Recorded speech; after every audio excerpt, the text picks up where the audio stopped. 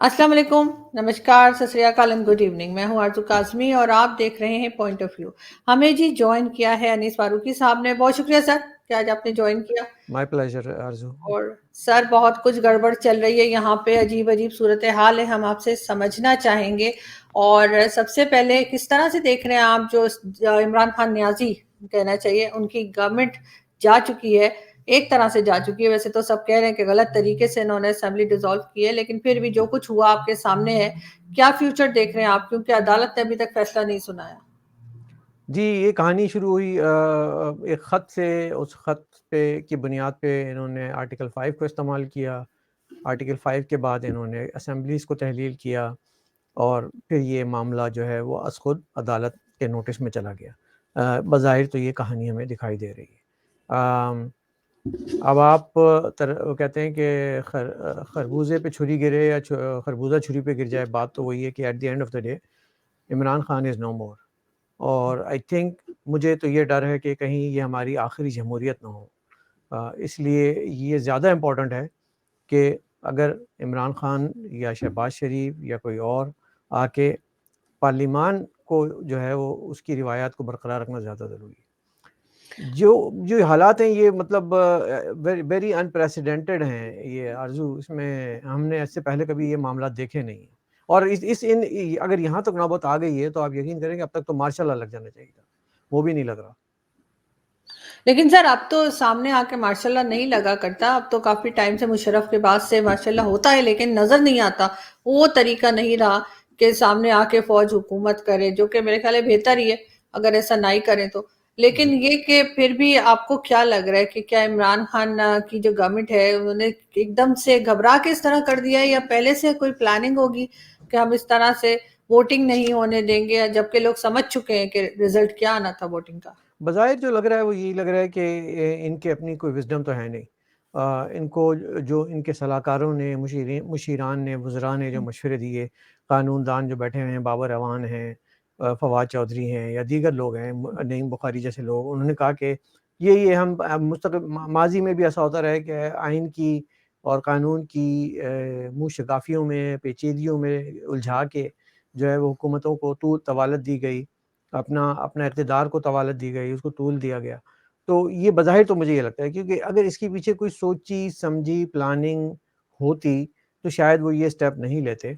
अगर अदम एतमाद भी करना था, अदम एतमाद से अगर ये निकल भी जाते और इनको इतना एतमाद था कि वो 2 तिहाई अक्सरियत से दोबारा जाएँगे, 2 तिहाई से नहीं भी आते, जीत जाएँगे, तो that was also an option.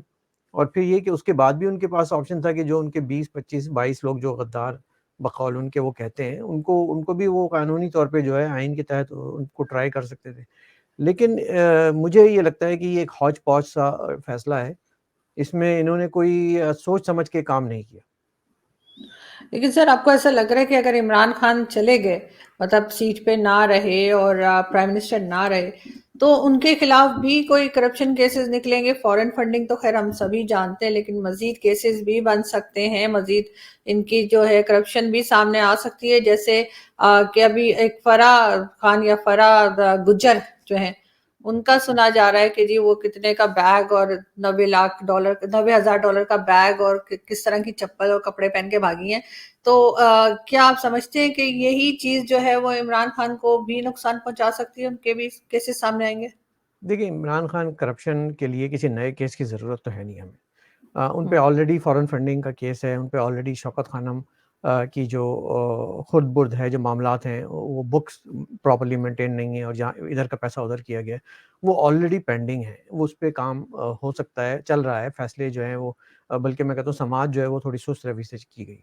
फ़र्क होगी, गुज्जर जो भी हैं ये तो एक छोटा-सा एक टैप है जिसमें से कि जितना पैसा निकाला जा सकता था, उन्होंने निकाल के पता नहीं किसको नवाज़ा है, आई डोंट नो।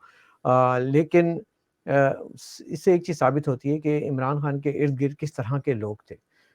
हमें तस्वीर क्या दिखाई गई कि एक पीरनी, आप मज़ारों पे जा रहे हैं, आप मदीने की रियासत बना रहे हैं। दूसरी तरफ में दिखाया गया कि ये फ़रागोगी, गुज्जर टाइप के लोग और प्राइम मिनिस्टर हाउस का चौथा फ्लोर, उस चौथे फ्लोर पे जो यूट्यूबर्स न्यू जर्नलिस्ट ख बच्चे और बच्चियाँ और ख़वातीन और वो आपको मालूम ही है पूरी कहानी। تو وہ سارے یہ ہمیں جو ہے نا ایک تضاد نظر آتا ہے ان لوگوں میں، ان کے خیالات میں، اور مجھے افسوس ان پر نہیں ہے، کیونکہ ان کا کردار تو سب پر آیا ہے آرزو۔ افسوس مجھے ان لوگوں پر ہے جن کو ابھی تک یہ نظر نہیں آیا، افسوس مجھے ان لوگوں پر ہے جو یہ ابھی بھی اس کو ایک خلیفہ سمجھ رہے ہیں، ابھی بھی اس کو کوئی ایک مسیحا سمجھ رہے ہیں، ابھی بھی اس کو کوئی ترکی کا ایک ایسا ارطغرل سمجھ رہے ہیں کہ جو آئے گا گھوڑے پہ سوار تلوار لہراتا ہوا اور پوری ریاست جو ہے وہ مدینہ کی بن جائے گی۔ اور یہ سوچ جو ہے نا مجھے پریشان کرتی ہے کہ کیا اب ہم پاکستان کے 22 کروڑ عوام ہماری اپنی کوئی شناخت نہیں رہی، ہم ہمیشہ ترکیوں کی جانب، عربیوں کی جانب اسی طرح دیکھتے رہیں گے، یا ایز اے قوم ہم کچھ قوم بنیں گے کہ ہماری وہ قوم جو کہ جناح صاحب نے سوچی ہوگی، ایک سیکولرس ماڈریٹ روشن خیال سب کے لیے پاکستان وہ تھا، یا یہ کہ ہم یہ سوچیں گے کہ سب سے پہلے پاکستان، لیکن اس میں صرف پاکستانی مسلمان، باقیوں کو قتل کر دو۔ تو یہ ایک بہت بڑی ٹریجڈی جو ہے شاید لوگ نہیں سمجھ پا رہے ہیں کہ جو عوام کی سوچ میں تبدیلی لائی گئی ہے، بٹھائی گئی ہے، اور یہ ایک دو دن کی کہانی نہیں ہے، یہ کہانی بہت پرانی شروع ہو جاتی ہے۔ آپ کو معلوم ہے ایوب خان نے کہا تھا جی میں ہوں نیک صادق امین، اور فاطمہ جناح جو ہے وہ غدار ہے، ضیاء اللہ خان انہوں نے فرمایا کہ جی پاکستان کو صحیح معنوں میں اسلامی نظام دوں گا میں، اور اگر آپ کو اسلامی نظام چاہیے، اللہ پہ آپ کو یقین ہے، رسول آپ کے آخری نبی ہیں، تو سمجھ لیں کہ میں آپ کا صدر ہوں۔ اس طرح سے انہوں نے ریفرینڈم کرا دیا۔ اس کے بعد مختلف ادوار آتے رہے، مشرف صاحب آئے، انہوں نے کہا میں اب ایک نیا روشن خیال ماڈریٹ پاکستان بناؤں گا سب سے پہلے۔ تو جو کنٹینیوٹی ہے وہ تو کہیں نہیں رہی، ہم نے اپنی پالیسیز میں بھی، اپنے نظریات میں بھی، ریاستی جسے کہتے ہیں نا نظریاتی سرحدوں میں ہم نے بڑے رد و بدل کیے، اس میں بہت سارا سیمنٹ، بجری، گارا، پانی سب کو ملا کے ایک عجیب ملغوبہ تیار کیا۔ تو اس ملغوبے کے نتیجے میں آج ہم یہاں کھڑے ہوئے ہیں کہ ہماری قوم ہی کنفیوز ہو گئی ہے، ہماری قوم کو یہ سمجھ میں نہیں آ رہا کہ ہمارا مسیحا کون ہے۔ ان کو معلوم ہونا چاہیے، ہمیں معلوم ہونا چاہیے، آپ کو معلوم ہونا چاہیے کہ کوئی بھی state can not function without constitution, and constitution is the document, sacred document, مقدس وہ ایک ایسی دستاویز ہوتی ہے کہ جس کی بنیاد پہ کار ریاست بھی چلتے ہیں، امور ریاست بھی چلتے ہیں، اسمبلیاں بھی چلتی ہیں، آپ وزیر اعظم بھی بنتے ہیں۔ لیکن اگر آپ اس کو ہی نظر انداز کر دیں گے تو پھر یہ سارے مسائل کھڑے ہونا شروع ہو جاتے ہیں۔ لیکن سر ابھی بھی یہی کہا جا رہا ہے، مطلب اگر تو آپ عمران خان کے ساتھ ہیں تو ٹھیک ہے، اگر نہیں ہے تو آپ غدار ہیں۔ اور اس کے لیے سندھ اسمبلی کے باہر پی ٹی آئی کے جو ممبرز ہیں انہوں نے ایک پتلے کو جو ہے کہنا چاہیے ڈمی کو جو ہے وہ پھانسی لگائی اور کہا کہ جی سب غداروں کو پھانسی دو۔ یہ کیا لوگوں کو سکھایا جا رہا ہے، کیا بتایا جا رہا ہے، کس طرف لے کے جا رہا ہے عمران خان؟ اصل میں یہ جو پھانسی والا سلسلہ ہے وہ بالکل صحیح ہے، میں کہتا ہوں ہونا چاہیے، لیکن ان کے لیے جو آئین کو توڑتے ہیں، اور تاکہ یہ ایک ہم لوگ مثال بنا سکیں، کیونکہ پہلا آئین جو توڑا جو کہ پروو ہو چکا ہے عدالت میں، وہ پرویز مشرف نے کیا تھا نا۔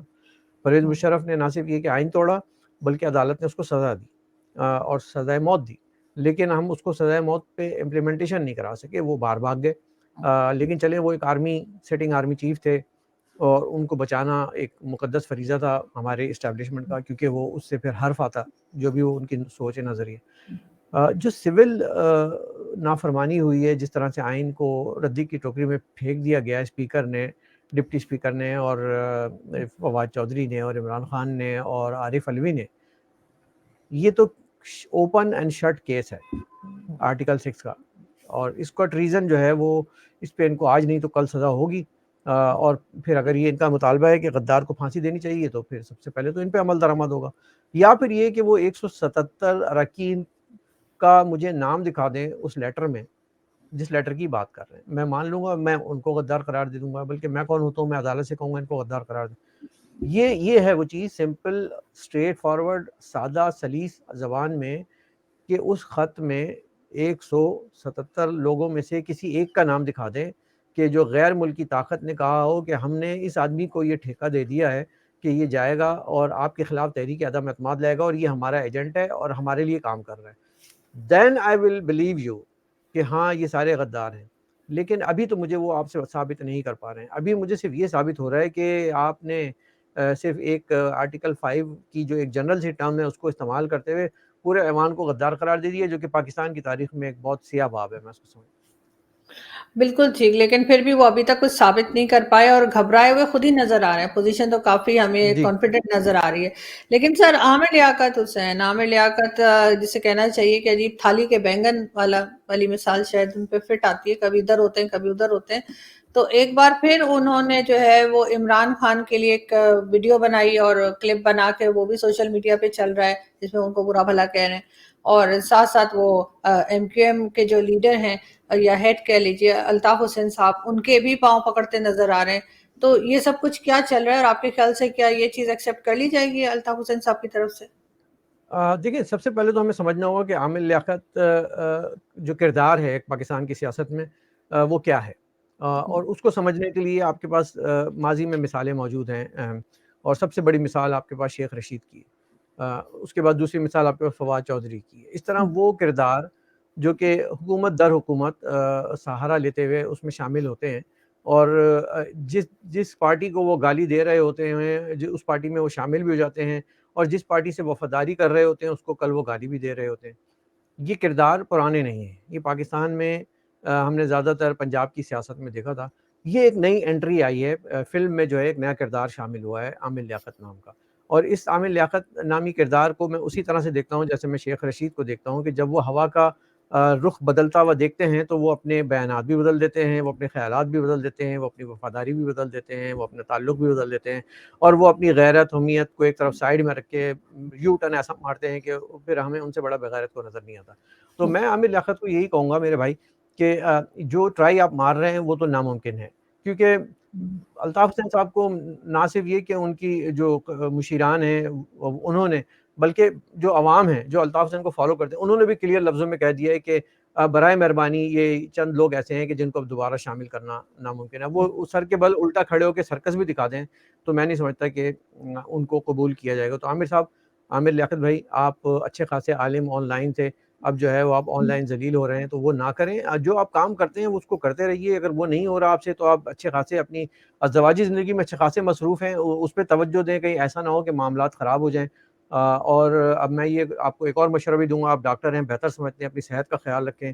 دواؤں کا استعمال جب کریں تو اس کی جو پرسکرپشن ہوتی ہے اس کو پڑھ لیا کریں کہ اس میں کتنا استعمال کرنی ہے، اس کی مقدار کتنی لینی ہے، نہیں تو کسی ڈاکٹر سے پوچھ لیں۔ جوش میں نہ آئے زیادہ، مطلب آپ نے کوئی ایک ہی دن میں ثابت نہیں کر دینا ہے ساری چیزیں اپنے آپ کو ٹارزن۔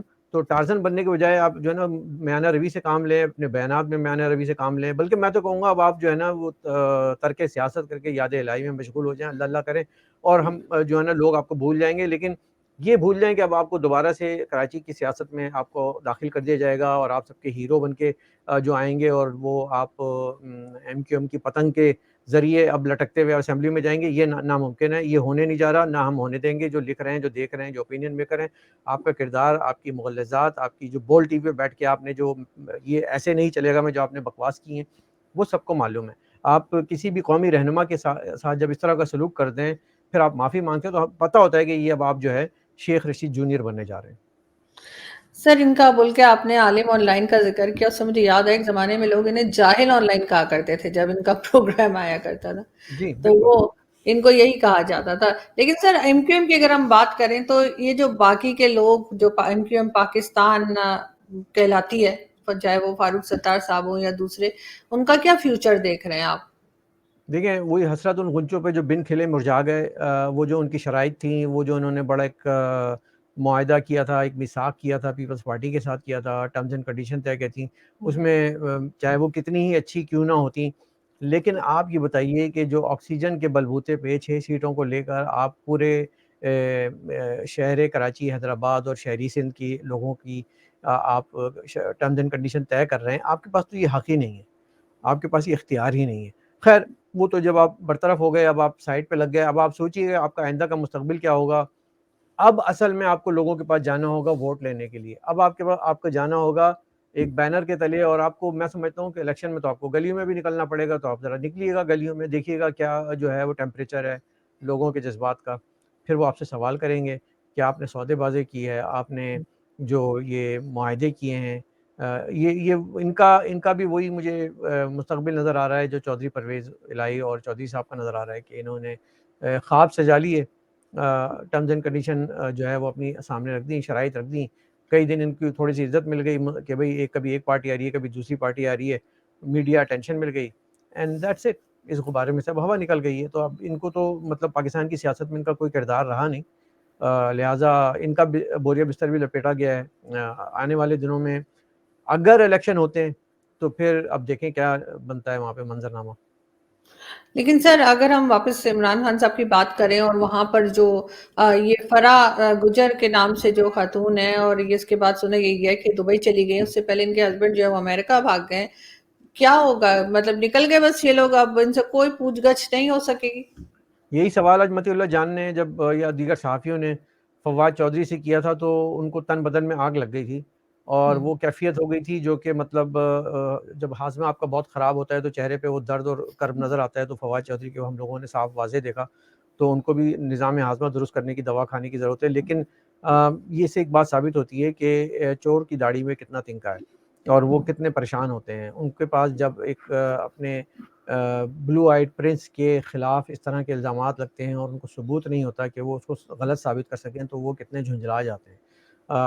صحافی تو سوال کرے گا, مطیع اللہ جان نے کوئی غلط سوال نہیں کیا تھا. آپ کے پاس اگر کوئی جواز نہیں تھا, کوئی جواب نہیں تھا, تو آپ اس کو معذرت کر لیتے. آپ نے کہا کہ تم سب کرائے کے ٹٹو ہو, یوٹیوبر ہو, حالانکہ یوٹیوبر سے ہی عمران خان جو ہے وہ ملاقاتیں کرتے ہیں کہ وہ ملک کی جو ہے وہ اوپینین میکنگ کریں گے اور وہ دھارا بدل دیں گے لوگوں کی سوچ کا. اور دوسری جانب آپ جو اچھے یوٹیوبر ہیں جو کہ سینئر صحافی ہیں جن کو آپ نے بے روزگار کیا ہے, ان پہ آپ الزام لگاتے ہیں کرائے کے ٹٹو. تو یہ جو کرائے والا معاملہ ہے یہ تو ظاہر ہے وہ زیادہ بہتر جانتے ہیں کیونکہ وہ کرائے پہ اکثر چلتے رہتے ہیں. تو میرا یہ خیال ہے کہ مطیع اللہ جان اور جو دیگر رسپیکٹیبل صحافیز ہیں, میں بھی اس پہ بھرپور مذمت کرتا ہوں, احتجاج کرتا ہوں کہ جو صحافت پیشہ ہے اس پہ اس طرح کی جو ہے مغالطات اور اپنی زبان درازی جو ہے نا وہ نہیں قبول کی جائے گی. ان کا بائیکاٹ کرنا چاہیے. اور عمران خان نے اگر اپنے لوگوں کو یہ تربیت دی ہے تو خود عمران خان کو بھی سوچنا چاہیے کہ میرے لوگ باہر جا کے کر کیا رہے ہیں. نہیں آپ بالکل ٹھیک کہہ رہے ہیں, اور مطیع اللہ جان صاحب جیسے جو جرنلسٹ ہیں, ہم ان کی وجہ سے ہم نے بہت کچھ سیکھا ہے اور ہم بہت ان کے اوپر فخر محسوس کرتے ہیں, اور ان لوگوں کو شرم آنی چاہیے. لیکن اگر ہم عمران خان کی بات کر رہے ہیں اور فواد چودھری کی بات نہ کریں تو بڑا غلط ہو جائے گا. سر فواد چودھری صاحب کا کیا فیوچر ہے؟ ان کو کوئی پارٹی لے گی یا یہ اسی طریقے سے اپنے انہوں نے فرسٹریشن انہوں نے دکھاتے انہوں رہیں نے گے؟ انہوں نے بڑی کوشش کر لی ہے. انہوں نے بڑے ٹیلی فون کر لیے, پیپلز پارٹی کو بھی کر لیے, لندن نون لیگ کو بھی کر لیے. میرے خیال میں شاید انہوں نے الطاف بھائی کو نہیں کیا, باقی سب کو ہی کر لیا فون کہ مجھے واپس لے لو جہاں آئے گی. لیکن کچھ ان لوگوں سے بعید بھی نہیں ہے کہ یہ اتنے ڈھیٹ ہیں, اتنے بے شرم ہیں کہ کل کو یہ جو ہے نا عمران خان کو گالیاں دے رہے ہوں گے بیٹھے ہوئے اور کہیں گے جی میں تو ایسی کر دیں گے, بات کر کے ختم کر دیں گے. ان کو اب کوئی لے نہ پاکستان کی سیاست میں تو یہ زیادہ بہتر ہوگا. کسی بھی مصلحت کے تحت, کسی بھی مفاہمت کے تحت اب ان کو لینا جو ہے نا وہ بنتا نہیں ہے. ان کو پی ٹی آئی میں ہی رہنا چاہیے. یہ پی ٹی آئی کے جو ہے وہ پلر ہیں, اور پی ٹی آئی میں ان کو جتنی بھی 1-2 سیٹیں ملیں گی یہ اس پہ گزارا کریں گے. اور یہ اب ہو سکتا ہے کہ جیسے ایک آدھ میڈیا انالسٹ بن جائے گا, کوئی میڈیا اینکر بن جائے گا, شیخ رشید کو بھی جو کہیں نہ کہیں کام مل جائے گا. دے نو دیئر ویلیو, ان کو اپنی اوقات معلوم ہے, اور وہ یہ ان کے لیے اوقات سے کہیں زیادہ جو ہے ان کو 3 سال مل گئے تھے. لیکن ایک مہذب معاشرے میں ان جیسے لوگوں کا کوئی مقام نہیں ہوگا. لیکن آپ کو کیا پی ٹی آئی دوبارہ آتی ہوئی نظر آ رہی ہے؟ آپ کو لگ رہا ہے کہ اگر الیکشن ہوتے ہیں, جو کہ ہوں گے ہی کبھی نہ کبھی تو ہوں گے, چاہے 1.5 سال میں ہو, تو کیا پی ٹی آئی دوبارہ پاور میں آ پائے گی؟ دیکھیں ایک بار جو پارٹی پاکستان میں بنا دی جاتی ہے وہ پھر برقرار رہتی ہے, اور اس کو کبھی نہ کبھی استعمال بھی کیا جا سکتا ہے. تو ایک ایسٹ بنا ہے, وہ ختم تو نہیں ہو جائے گا. لیکن اب بظاہر ہمیں یہ محسوس ہو رہا ہے کہ اس پہ جو ایک سپورٹ تھی, اس پہ جو ہاتھ تھا اس کے سر پہ, وہ ویسا نہیں رہا جیسا کہ وہ پہلے دھرنے کے زمانے میں ان پہ آیا تھا, جب گرما گرم چینل جو ان کو لائیو دکھا رہے تھے. تو آپ کو ان چیزوں سے اندازہ ہو جانا چاہیے کہ چونکہ یہ انتہائی بری طرح سے فیل ہوئے ہیں تو لانے والے بھی اب ان سے مایوس ہو گئے ہیں, اور وہ اپنی ریپوٹیشن کو بچانے کے لیے ان سے کترائیں گے, ان سے کنی کاٹیں گے جیسے کہتے ہیں نا, یہ اب ان سے بھاگیں گے. کیونکہ یہ ایک طرح کا ایسا بیگیج بن گیا ہے, کوئی اپنے ساتھ اس کو لے کے نہیں چلنا چاہے گا. ملک کی جو اقتصادی معاشی صورتحال پہ جان لا کھڑا کیا ہے انہوں نے, یہ سوال آپ کو جو ہے آنے والے جو ان کو لانے والے ہیں ان سے کیا جاتا رہے گا, ان کے ذہنوں میں گونجتا رہے گا. آرزو بس ایک بات یاد رکھیے گا کہ ہم جتنی بھی یہ باتیں کر لیں، پیچیدگیاں، یہ قانونی، یہ عدم اعتماد، یہ سپریم کورٹ، میرے نزدیک ابھی جو سب سے اہم ترین چیلنج ہے وہ ہے آنے والے چند دنوں میں پاکستان کی اکنامک سچویشن، جس پہ شاید بہت سے لوگ بات بھی نہیں کر رہے ہیں، جس پہ بہت سے لوگوں کو ابھی فکر بھی نہیں لاغ ہے، لیکن یہ ایک اتنا بھینکر، اتنا بھیانک چکر ویو ہے، اتنا وشس سرکل ہے جس میں ہم جانے والے ہیں کہ اس سے پاکستان کی قوم آلموسٹ میرے منہ میں خاک اللہ نہ کرے تباہی کے دہانے پہ پہنچ جائے گی، جسے ہم کہتے ہیں نا کہ ڈس انٹیگریشن والی بات آ جائے گی، بینکرپسی، انسالوینسی والی بات آ جائے گی، جب آپ کے پاس کھانے کو پیسے نہیں ہوں گے، دینے کو پیسے نہیں ہوں گے، قرضہ دینے کو نہیں ہوگا، آپ کے پاس جو قرض دار ہیں وہ سر پہ کھڑے ہوں گے۔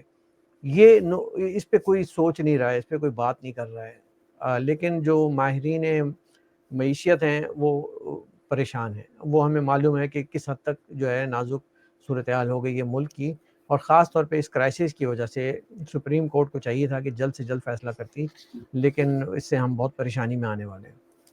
اور اس میں کافی حد تک ہاتھ جو ہے وہ عمران خان صاحب کا ہی نظر آتا ہے، کیونکہ انہوں نے ذرا سی بھی کوشش نہیں کی کہ وہ اکانومی پہ کام کرتے۔ لیکن سر لاسٹ میں آپ مجھے یہ بتائیے گا کہ ایک کیریکٹر ایسا بھی ہے عمران خان کی ٹیم کے اندر جو شاید ہر کسی کو پسند نہ ہو، کئی لوگ شدید ناپسند کرتے ہیں، اور اس کا نام ہے شہباز گل۔ اور آپ کو کیا لگ رہا ہے کہ اس کا کیا فیوچر ہے، یا یہ بھی ہمیں بھاگتے ہوئے نظر آئیں گے اور پھر کہیں دکھائی نہیں دیں گے؟ کیونکہ جو زبان وہ استعمال کرتے رہے ہیں دوسروں کے لیے وہ کافی شرمناک ہے۔ اس طرح کی جماعتوں میں یہ جو لوگ ہوتے ہیں، یہ ان کا مقصد ہوتا ہے کہ زیادہ سے زیادہ مغلظات اور گالیاں اور بری زبان استعمال کر کے اپنے لیڈر کو خوش کرنا، اور ہوں اس سے ان کو کچھ گین تو ہو نہیں رہا ہوتا ہے، لیکن کیا ہوتا ہے کہ وہ یہ ٹی وی پہ 2 بیان دے کے، گالیاں دے کے، شام کو بیٹھتے ہیں کپتان کے ساتھ اور کہتے ہیں سر کیسا دیا، آپ نے سنا میں نے آج کیا کیا، اس کی میں نے کیسے آج پینٹ اتاری، اس کو میں نے آج کیا ذلیل کیا، اور اس پہ ان کو ملتی شاباش، شاباش میرے شیر، شاباش، شاباش میرے جیالے۔ تو وہ یہ جو ہے نا، یہ ان لوگوں کی ٹائیگر اوقات فوڈ ان کی تو ٹائیگر فوڈ۔ بس دم لگانے کی دیر ہے۔ تو یہ جو لوگ ہیں نا، یہ اسی طرح میں خوش ہوتے ہیں کیونکہ ان کی اوقات اتنی ہے، یہ سب غیر ملکی لائے گئے پیراشوٹرز، کل کو بھاگنے والے، آپ دیکھیں نا زلفی بخاری صاحب تھے، وہ کہاں ہیں؟ یہ بھی کہاں ہوں گے؟ یہ بھی واپس چلے جائیں گے، جہاں نوکری کر رہے ہیں وہاں کریں گے، ملک سے ان کو کوئی لینے دینا نہیں ہے۔ 3 سال کا ان کو ایک پیکیج ملا تھا عیاشی کا، انہوں نے جم کے عیاشی کی ہے، اور اب جو ہے وہ ان کا ٹائم پیریڈ ختم ہو گیا۔ یہ کوئی سیزن پولیٹیشین تو ہے نہیں، یہ کوئی بنیادی سیاسی کارکن تو ہے نہیں کہ وہ نیچے سے آئے ہوں، قربانیاں دی ہوں، کبھی جیلیں کاٹی ہوں، ٹھیک ہے نا؟ یہ تو مطلب ایک مراد یافتہ طبقے سے آئے، اور انہوں نے عمران خان کو جو ہے نا راگ سنائے، عمران خان کی باتوں میں آ گئے۔ انفارچونیٹلی وہ اگر ایسی ٹیم نہ بناتے، کوئی اچھی ٹیم بنا لیتے بھائی، لیکن لوگوں نے باہر سے جو آتا ہے نا وہ اچھا ہی ہوتا ہے، ان کے نزدیک یہ ہے کہ ٹیکنوکریٹ ہے تو اچھا ہی ہوگا۔ That is where the fundamental problem is کہ عمران خان نے اپنی ٹیم کے سلیکشن میں، دیکھیں ٹیم لیڈر کیسا بھی ہو، ہر کوئی لیڈر، چاہے وہ نواز شریف ہو، زرداری ہو، بے نظیر بھٹو تھیں، یا کوئی بھی ہو، وہ کوئی آئنسٹائن تو ہوتا نہیں ہے، نہ وہ کوئی راکٹ سائنٹسٹ ہوتا ہے، نہ وہ کوئی چیف اکنامسٹ ہوتا ہے۔ اس کے اندر سرٹن کوالٹیز ہوتی ہیں، دیٹس اٹ، لیکن جو باقی چیزیں ہیں اس کی ٹیم چلاتی ہے۔ اسحاق ڈار جیسے لوگ ہوتے ہیں، حفیظ شیخ جیسے لوگ ہوتے ہیں، مطلب وکیلوں کی فوج ہوتی ہے، آئین کے جو قانون دان ہوتے ہیں، معیشت کے ماہرین ہوتے ہیں، جو سرکار چلانے میں ماہر ہوتے ہیں، یہ لوگ مل کے حکومت چلاتے ہیں۔ تو اگر وہ ٹیم آپ کے پاس اچھی نہیں ہے، اور آپ نے شہباز گل اور زلفی بخاری اور مراد سعید اور شیخ رشید اور فواد چودھری جیسے لوگوں کو جمع کر کے بنایا، تو آپ مجھے بتائیں ڈیلیور کون کرے گا؟ who's gonna deliver, who's gonna advise, who's gonna make policies؟ اور آپ کو خوش رکھنے کی، شاہ کو خوش رکھنے کے چکر میں نورتنوں کی فوج جمع کر کے، ترجمانوں کی فوج جمع کر کے آپ ملک کے لیے کیا کر رہے ہیں؟ what are you delivering؟ اور آپ کو 3 سال کے بعد جو رپورٹ کارڈ ملا ہے اس میں اندازہ ہو گیا آپ کو کہ this is what the team was and this is what the product is now۔ تو پروڈکٹ میں کیا ہے؟ آپ ایک بینکرپٹسی کی طرف جا رہے ہیں۔ لیکن سر ایجنسیز نے یہ بھی کہا ہے کہ ایسا کوئی انہیں ثبوت نہیں ملا، کوئی ایویڈنس نہیں ہے کہ عمران خان کو تھریٹ کیا گیا ہے یا ان کی گورنمنٹ کہیں کسی دوسری کنٹری نے گرائی ہے۔ یہ بالکل صحیح بات ہے، بالکل صحیح بات ہے۔ دیکھیں prime minister, president, head of state, ان کو ہمیشہ ہی تھریٹس رہتے ہیں مختلف لیول کے، تو وہ ایک الگ بات ہے۔ لیکن جو امپورٹنٹ چیز ہے کہ انہوں نے ایک فورن لیٹر کو بنیاد بنا کے، ایک مراسلے کو، ایک ڈسکشن کو، ایک کانورسیشن کو بنیاد بنا کے، جو کہ ایک روٹین، کہ آپ کو معلوم ہے کہ امریکن لہجے میں جو بات کی جاتی ہے کسی کے بارے میں، جبکہ وہ پورلی ڈیلیور کر رہا ہے، تو کس طرح سے بات کی جاتی ہے؟ لیکن اس کو کوئی خراج تحسین تو پیش کیا نہیں جاتا ہوگا وہ، اور جب کیجول گفتگو ہوتی ہے تو اسی طرح کی ہوتی ہے. لیکن اس کا مطلب یہ تھوڑی کہ انہوں نے کوئی بیٹھ کے ایک منصوبہ سازی کی، اس کے بعد انہوں نے لوگوں کو ہائر کیا، زرداری صاحب کو فون کیا، نواز شریف کو فون کیا، انہوں نے کہا کہ جی اب آپ لوگوں نے ذمہ داری ہے، آپ نے اس ملک میں یوں کرنا ہے. تو ایسا اگر وہ ثابت کر دیں تو میں کہوں گا کہ یہ پاکستان کی تاریخ کا سب سے بڑا اسکینڈل ہوگا. But I am pretty sure they can not prove it, it is impossible. بالکل ٹھیک. بہت شکریہ سر کہ آپ نے جوائن کیا، اور امید کرتے ہیں کہ جلدی آپ سے پھر ملاقات ہوگی، کیونکہ یہاں پر بہت کچھ جو ہے ہنگامہ مچا ہوا ہے، اور ہم ضرور چاہیں گے کہ ہم آپ سے سمجھ سکیں. بہت جی شکریہ sir. Thank pleasure. You so much. بہت شکریہ.